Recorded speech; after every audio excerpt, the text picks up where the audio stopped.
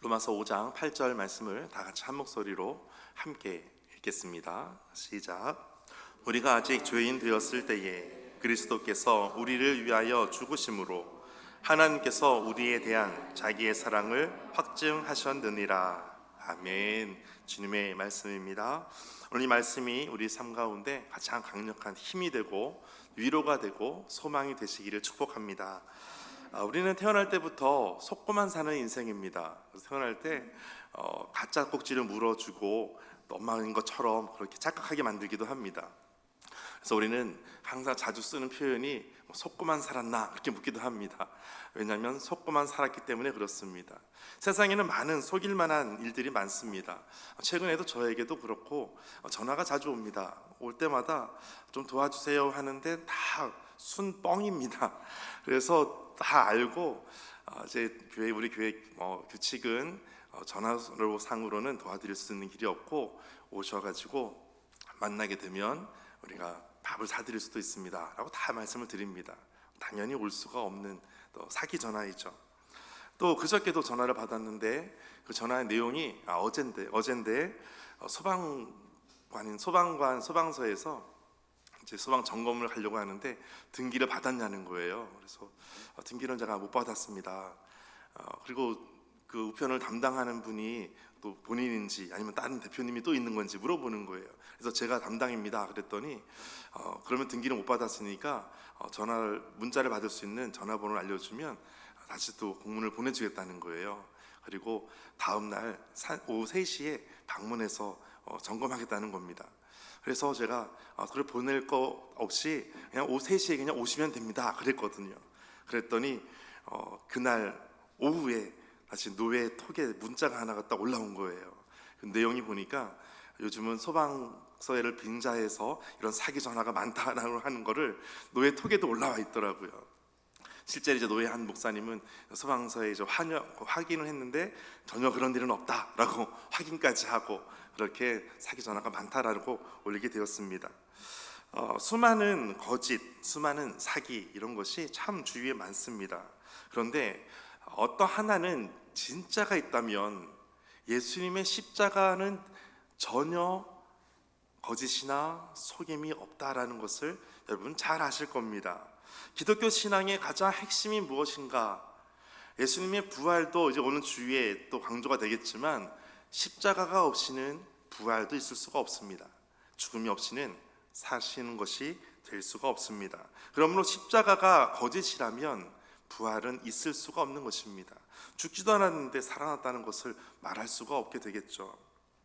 그래서 오늘 금요일, 오늘 정시에 예수님께서 십자가를 달리시고 오후 3시까지 계시다가 마지막 오후 3시에 운명하시는 장면이 오늘 하루의 일과일 것입니다. 그래서 어떤 성도님들은 빨리 고난주간이 지나갔으면 좋겠어요, 너무 힘들어요, 그런 분도 계시더라고요. 예수님께서는 이미 십자가를 지셨습니다. 그리고 이미 부활하셨습니다. 그런데 그 십자가라고 하는 것은 우리에게 기독교 신앙에 늘 기억해야 되고 늘 생각해야 되는 부분이기도 합니다. 우리 교회는 앞에 십자가를 달거나 그렇게 하진 않았지만 어떤 분들은 우리 교회도 십자가가 있어요 그런 분이 계시더라고요. 어디에 있을까요? 네, 여기 아래에 있습니다. 강대상에 있습니다. 십자가는 굉장히 중요합니다. 그래서 어떤 분은 목걸이를 만들고 귀걸이를 만들고 늘 십자가를 묵상하려고 하죠. 저도 어렸을 때 십자가 스티커를 사가지고 방 곳곳에 모든 물건에 방에 문지방에 다 붙여놓은 적이 있었어요. 어디를 봐도 다 십자가가 보이도록 그렇게 한 적이 있습니다. 오늘 말씀 로마서 5장 8절의 핵심 3가지가 이것입니다. 첫째는 우리가 아직 죄인 되었을 때라는 것입니다. 우리가 아직 죄인 되었을 때, 아직이라고 하는 것은 여전히라는 거예요. 우리가 아직도 그대로 죄인이라는 것입니다. 죄인은 단순히 실수한 사람이 아닙니다. 하나님과의 관계가 깨어진 사람, 하나님과 관계가 단절된 사람, 그런 사람이 죄인이라는 것입니다. 죄를 많이 지었다, 그 사람이 죄인이 아니라 하나님과 멀어진 사람이 죄인입니다. 하나님과의 관계가 없는 사람, 그 사람이 죄인입니다. 그러한 죄, 우리가 아직 죄인 되었을 때라는 것은 하나님께서 그런 죄인에게, 나에게 찾아오셨다라는 것이죠. 우리가 하나님을 찾기 전에, 우리가 변화되기 전에, 우리가 돌아가기 전에 하나님은 이미 우리를 사랑하셨다라는 것입니다.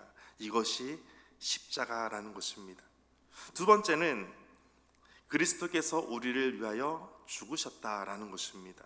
우리를 위하여라고 하는 것은 나를 대신하여, 나를 대표해서 예수님께서 죽으셨다라는 것입니다. 그러므로 예수님의 죽음은 단순한 어떤 한 사람의 순교 정도로 될 것이 아니라, 도덕적인 감동이 되는 것이 아니라 나를 대신해서 죽었다는 것이 핵심입니다. 옆에 누군가를 위해서 죽으셨다, 이것보다도 나를 위해 죽으셨다라는 것이 중심입니다. 우리가 감당해야 될 모든 심판, 모든 형벌, 모든 죄에 대해서 그 값을 예수님께서 대신 치르셨다라는 것입니다. 이것을 신학적으로 대신 치루었다, 대속이라고 말하는 것입니다. 십자가는 단순한 어떤 사랑 표현 정도가 아니라 값을 지불했다는 것입니다. 내가 지불해야 될 것을 예수님께서 지불하셨습니다. 여러분, 밥을 먹을 때에도 식사비를 대고 하지 않습니까? 그러다 보면 우리나라 한국 사람들이 항상 그 식사비를 지불하는 카운터에서 늘 싸움이 납니다. 누가 더 내겠다, 내가 내겠다, 너가 내겠다, 싸웁니다. 그런데 그것은 낼 수 있을 만한 사람이기 때문에 싸우는 겁니다. 낼 수 없으면 가서 싸우지 않습니다. 멀리 뒤로 빠집니다. 우리가 예수님의 십자가를 바라본다는 것은, 우리를 위하여 십자가를 지셨다는 것은 내가 지불할 능력이 없습니다.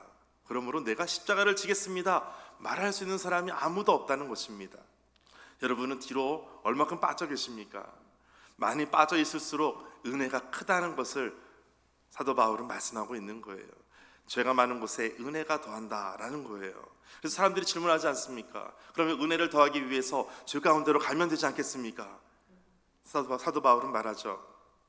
이미 죄에 대해서 죽은 너희는 다시 죄 가운데 갈 수가 없다. 이것이 복음이었습니다.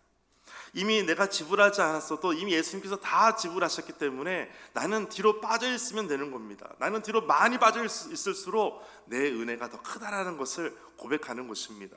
내가 좀 어떻게 좀 해봐야지, 그것이 교만입니다. 내가 내 죄를 위해서 내가 십자가를 한번 져볼 수 있을까? 이것이 교만입니다. 나는 아무것도 할 수 없다라는 거예요. 여러분, 지난 한 주간 동안 고난 주간을 보내면서 예수님의 고난에 여러분 동참하기 위해서 여러 가지 또 노력을 하신 분도 계셨을 겁니다. 예수님께서 정오 12시부터 오후 3시까지 십자가에 달리셨습니다. 3시간 동안 십자가에 달려 계셨습니다.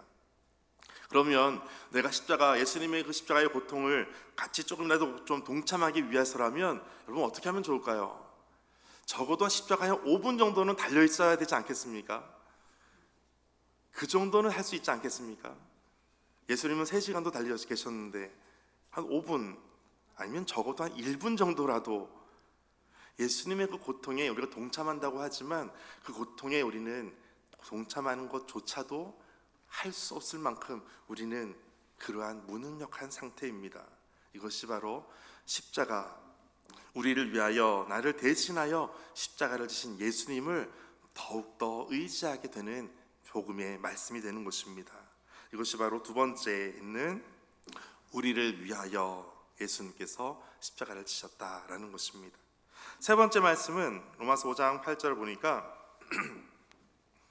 우리에 대한 하나님의 사랑을 확증하셨다라고 말씀하세요.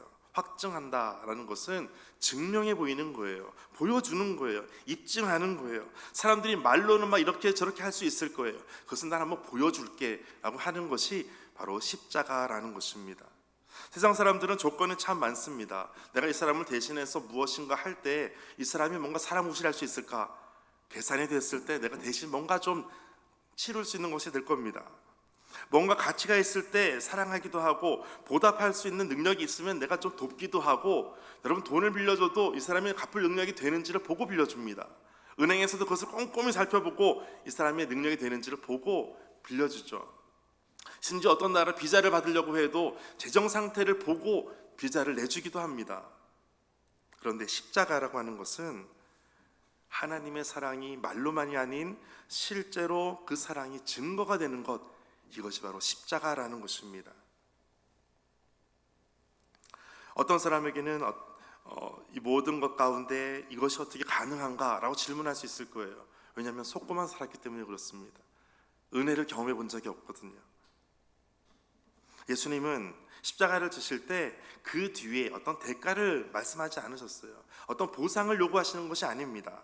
십자가 그 다음은 없습니다. 십자가가 마지막이었습니다. 나를 위해서 사랑을 베풀어 주시는데 십자가 그 다음 것을 생각하지 않습니다. 내가 십자가에서 죽으면 이 아무개가 다시 한번 좀 잘 살 수 있을까, 의인처럼 살 수 있을까, 이런 계산도 하지 않습니다. 그냥 십자가가 끝이셨습니다. 그것이 바로 사랑을 확증하셨다라는 것입니다. 보여주었다는 것입니다. 이것이 오늘 본문의 말씀의 세 가지 중요한 내용입니다. 우리가 죄인 되었을 때에 우리를 위해서 대신해서 이렇게 보여주셨습니다 라는 것이 로마서 5장 8절의 말씀입니다. 십자가라고 하는 이 형벌은 너무나 끔찍해서 노예나 반역자 외에는 로마 시민들에게는 적용되지 않는 형벌이었습니다. 너무나 치욕적인 형벌입니다. 그런데 가장 높으신 하나님의 아들께서 이 땅의 가장 낮은 곳에서 그것도 십자가에 달려 죽으셨다는 것은 어쩌면 말도 안 되는 일이었습니다. 특별히 신명기 21장에 보면 나무에 달린 자마다 하나님께 저주를 받은 자라고 말씀하고 있어요. 그런데 이것을 사도 바울은 그대로 신명기 21장 말씀을 인용해서 갈라디아서 3장 13절을 말씀하고 있습니다. 그러므로 하나님께서 예수 그리스도를 나무에 달린 자가 되어서 모든 저주를 그가 감당하도록 하셨다는 것을 말씀하고 있습니다. 이것이 바로 십자가라는 것입니다. 그 십자가, 이미 우리는 사랑을 받기 위해서 노력해야 되는 존재가 아니라 이미 사랑을 받은 존재라는 것을 보여주는 것입니다. 나의 정체성이 바로 십자가에서 보여주는 것입니다. 또 예수님께서 십자가를 지셨다는 것은 내 죄가 얼만큼 끔찍한지, 얼만큼 심각한지를 다시 반면에서 보여주는 것입니다.